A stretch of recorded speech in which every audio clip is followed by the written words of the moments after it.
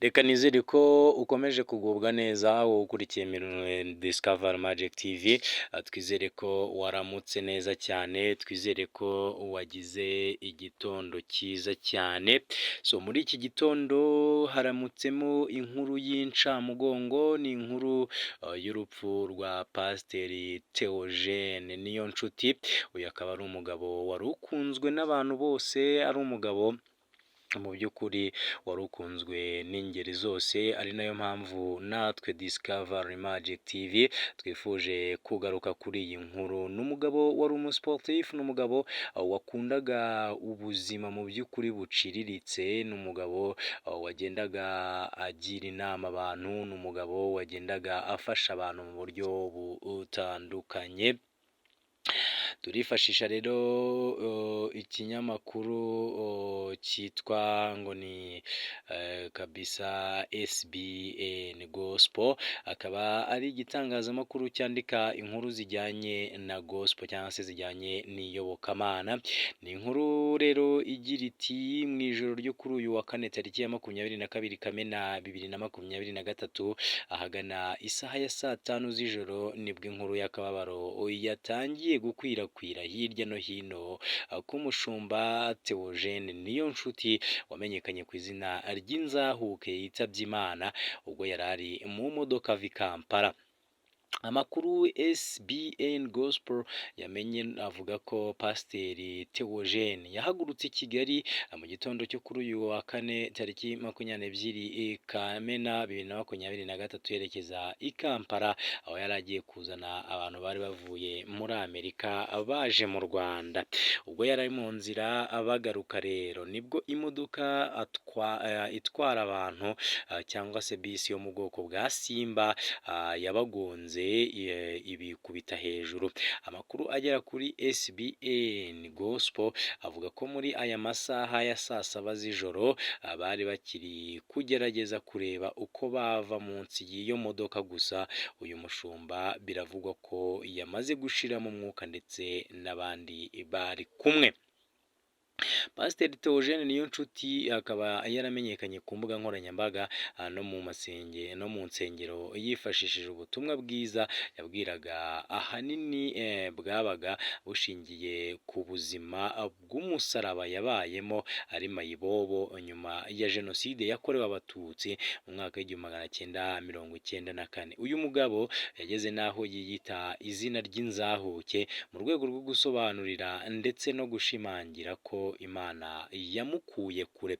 Kuri ubu uyu mugabo yari afite umugore n'abana ndetse akaba yari yarihaye intego yo kujya afata abana baba mu buzima bwo mu muhanda akabajyana iwe ndetse akabigisha ijambo ry'Imana, akabafasha gusubira mu buzima busanzwe. Ngibyo rero iyi nkuru ni uko nguko ivuga.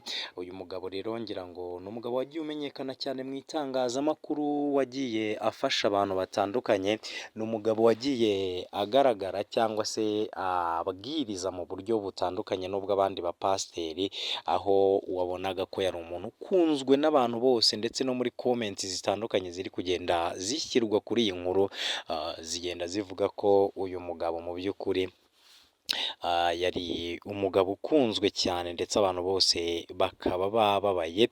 Ntekereza ko nawe ukurikiye inkuru ufite agahinda mu mutima wawe. Ni umugabo wafashije abantu benshi, ni umugabo wafashije abana benshi bo mu muhanda cyane ko ubwo buzima yabunyuzemo.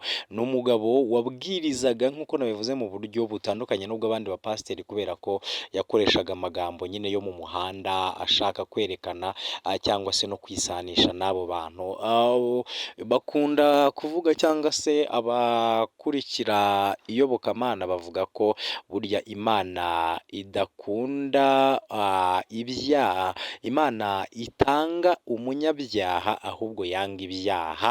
Imana yanga ibyaha ntabwo yanga umunyabyaha. Uyu mugabo rero akaba yarakoreshaga aya magambo mu rwego rwo kwisanisha n'abana bo mu muhanda kugira ngo ubwo butumwa bubagereho babe bava mu biyobyabwenge no mu bindi bitandukanye.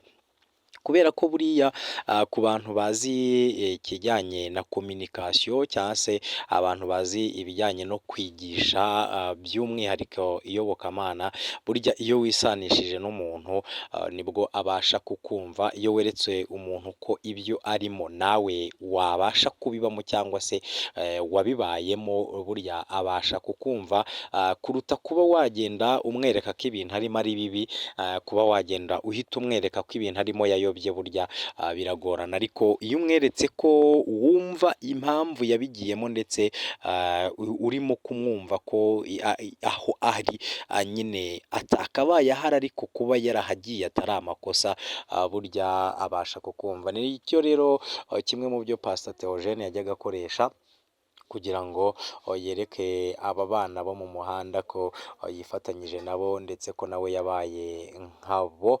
So nibyo ngibyo rero kuri iyi nkuru ya Pastor Theogene, tuzakomeza gukora follow up tumenye uko bizagenda, gusa twihanganishe madamu we, umugore yakundaga cyane, umugore wamubaye hafi mu buzima bubi, umugabo wagiye agaragaza ko akunda umugore we cyane ndetse amushimira ko yamubaye hafi mu gihe ari mu buzima bubi, bakaba bari bamaze no kugeza ku iterambere, bujuje inzu yabo, bari bafite imodoka of course, bari bamaze mu by'ukuri kuva muri bwa buzima bubi, ubona ko Imana imaze kuba ibagirira neza. Ni umugabo wabuze umuryango we hafi ya wose muri jenoside yakorewe abatutsi, avuga ko mbere ya jenoside yari iwabo bari abakire ndetse bari bifashije rwose, cyane ko ise ari mu bantu ba mbere ngo batunze taxi itwara abagenzi mu mujyi wa Kigali, ariko jenoside ntize gutuma abasha kwenjoyinga ubwo buzima,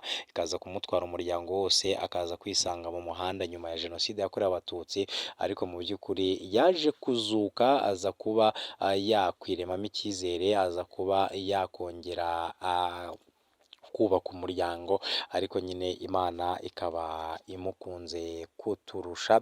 Ngibyo rero ibya Pastor Theogene, ubwo Imana imwakire, kandi namwe abo ababaje cyangwa se abamukundaga twese dukomeze kwihangana.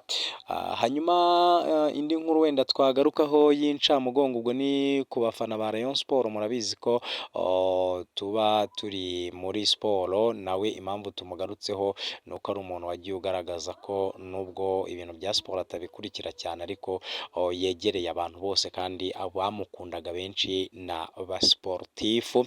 Hanyuma muri Rayon Sport rero inkuru y'incamugongo irimo nuko uwitwa Masudi Irambona Juma yamaze kurega iyi kipe, ndetse bakaba barayiciye miliyoni 10,166 by'amafaranga y'u Rwanda igomba kwishyura uyu mutoza w'umurundi nyuma yo kumwirukana muri fazare ya sezo 2021-2022. Murabyibuka ko yari yasimbuwe na George Pashiao. Hanyuma rero akaba Masudi Juma yarareze ko yirukanwe mu buryo budakurikije amategeko, akaba Rayon Sport rero yabwiwe ko mu gihe yaba itishyuye uyu mugabo mu gihe kingana n'iminsi 15 igomba guhita ifatirwa ibihano byo kuba itakwemererwa kwandikisha abakinnyi. Ubwo rero nuko bimeze muri Rayon Sport, bagomba gukorana ibakwe kugira ngo bishyure uyu mugabo witwa Irambona Masudi Juma, wabahesheje igikombe cya shampiyona ndetse n'igikombe cy'amahoro 2017 ndetse na 2016. Akaba yari 2013 yabahesheje igikombe cy'amahoro, 2017 abahesha shampiyona. Ubwo rero akaba uyu mugabo yamaze kuba arega Rayon Sport, ndetse bakaba bamaze kuba bayica ayo mafaranga angana na miliyoni 10,166. Ikaba rero igomba kuyishyura kugira ngo ibashe kuba yakwandikisha abakinnyi, cyane ko iyi kipe igiye kuba yasohokera u Rwanda muri CAF Confederations Cup. Ikaba igomba kwiyubaka rero kugira ngo izabashe kwitwara neza muri irushanwa, aho yaherukaga muri 2018 kwitwaramo neza ikagera muri 1/4. Murabyibuka ubwo yari mu itsinda ryarimo USM Alger, ririmo Rayon Sport, nyine ririmo ikipe ya Young Africans ndetse na Gor Mahia. Hanyuma bikarangira Rayon Sport izamutse muri iri tsinda ari iya kabiri, nyuma yo gutsinda Gor Mahia, ikanganya na USM Alger, ikanganya na Gor Mahia, ikanganya na Yanga, ndetse igatsinda ikipe ya Yanga i Kigali. Ikazaba yari yatsinzwemo umukino umwe gusa, yatsinzwe na USM Alger hano i Kigali. ubwo rero akaba ari uko nguko bigomba kugenda. Rayon Sport igomba gushaka amafaranga yo kwiyubaka, ariko ari nako ishaka amafaranga yo kwishyura Irambona Masudi Djuma mu gihe kitarenze iminsi 15 kugira ngo ibe yabasha kwandikisha abakinnyi izagura, cyangwa se ikaba yakumvikana nawe akaba yababwira cyangwa se bakumvikana uburyo bajya bamwishyura gahoro gahoro, ariko ibintu bikagenda neza. Mukomeze mugire umunsi mwiza, mukomeze mugire uwa gatanu mwiza, abayisilamu mugire ijuma nziza, kandi abagize ibyago mwese mukomeze kwihangana, by'umwihariko abakunzi ba Pasiteri Theogene Inzahuke.